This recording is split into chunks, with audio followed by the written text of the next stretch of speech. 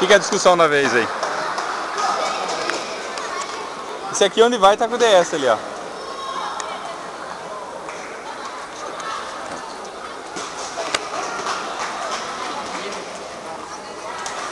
Ó, Adriano, pelo jeito lá, não sei não se ganhou o número 7, cara.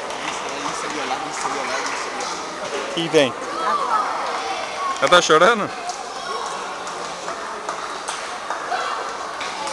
Ela não classificou? Ela perdeu o jogo. Ah, perdeu, sei, eu tava gravando, pô. Perdeu? Perdeu, sei, pô. E você, perdeu aí no DS ou não? Você pode perder na vida real, mas no videogame não, né? Jogou já? Cara, aquele rato.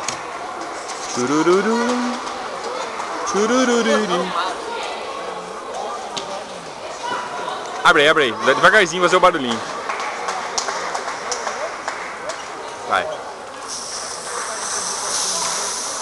Ah. É o gás. Ai, ai.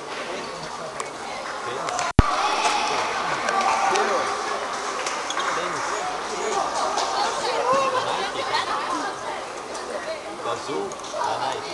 Como que eu vejo no CT? Tô vendo aberto sempre no CT. CT? Tá.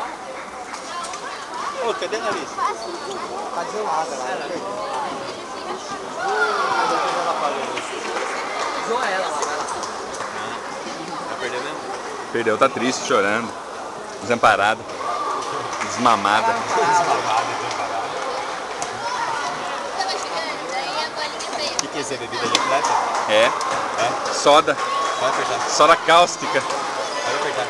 Você quer beber? Não, era pra você apertar a tampinha. Não, eu já apertei. Se vazar, não tem problema. Bebida de atleta, rapaz. Eu não gosto de tomar refrigerante, mas tô com sede. Melhor tomar água.